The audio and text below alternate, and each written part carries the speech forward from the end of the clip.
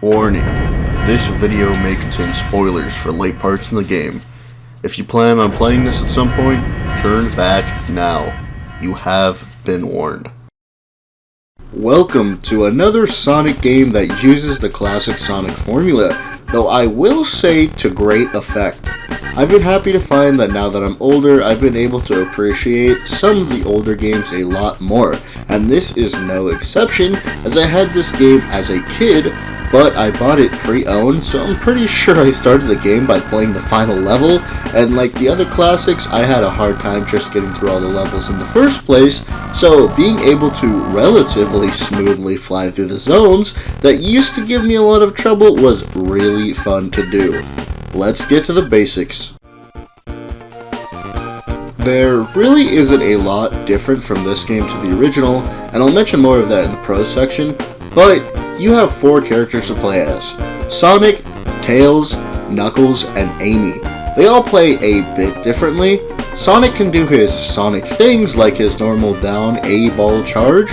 He has gained a new up A running charge though. I really didn't see a big difference between the two. He also has a little extra damaging roll in midair if you press the A button twice.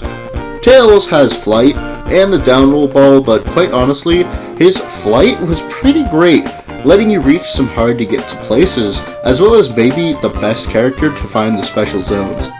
Knuckles has quite the same thing, but it can at least be used to damage enemies with B being an attack button, and Amy just straight has her Pico Hammer, as she can't roll into a ball like her friends, so instead she can use the hammer in midair and on the ground.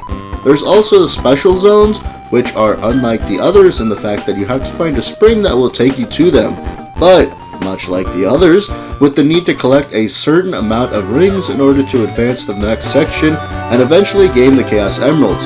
Though you do it in this weird diving section that is kind of hard to control, but you can perform a trick with the B button to get more room to collect the rings, and the A button puts you in a free fall. You can also earn extra rings if you press B at a specific point, but it's ridiculously precise. Then there's Versus Mode, which if you have the setup in order to connect 2 Game Boys together, you have 3 options of play. Collect the rings, which can also be played with just 1 game instead of needing the setup, Race, and Chow Hunt. Getting back to single player content, there's the classic Time Attack, and lastly, if you followed some of the other Sonic things I've talked about, you'll know how much I like this part, the Tiny Chow Garden. The Tiny Chow Garden has a whole bunch of content, but mostly it's only useful if you're using it for Sonic Adventure 2 Battle or Sonic DX for the GameCube, as you can put Chow from those games into this one to give it fruit exclusive to this game, as well as certain Chow eggs that are pretty costly. The way you can buy them is through 2 little minigames that earn you rings, as well as collecting rings in the main game. This game takes a good bit of inspiration from the originals in the story, and by a bit I mean a lot. It's pretty basic, with Eggman capturing animals to turn them into robots, as well as trying to find the Chaos Emeralds, with the gang once again trying to stop his mad plan. You travel through various areas fighting Eggman in the second level of each zone, until you eventually beat him in the X zone, and he just goes to the moon with one of 2 endings depending on whether or not you were able to get the Chaos Emeralds. The first is just Sonic falling down to Earth with Tails catching him before it's too late, and the other has Sonic use the Emeralds to turn into Super Sonic and fly to the moon, fighting Eggman in one final mech before saving the day. The rest of the gang looks up but sees no sign of Sonic, Tails only finding him soaring the skies as Super Sonic a couple days later. Sonic Advance feels like an updated retelling of the original Sonic the Hedgehog game, and it's pretty damn great. With amazing updated visuals, multiple characters to play as, and a pretty cool final boss battle. I heavily appreciate that the characters don't play the same either, leading to some unique differences in how you end up playing through a level. Not to mention the levels feeling a bit more fluid than the original game to me.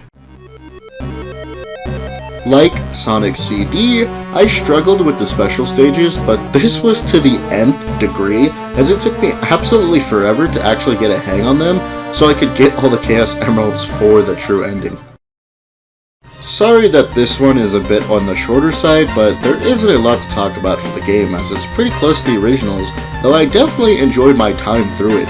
This one is more like an actions speak louder than words thing, if you get what I'm trying to say. So if you ever get the chance to play the game, definitely pick it up as it's a solid entry in the Sonic series. Hope you enjoyed and see you next video.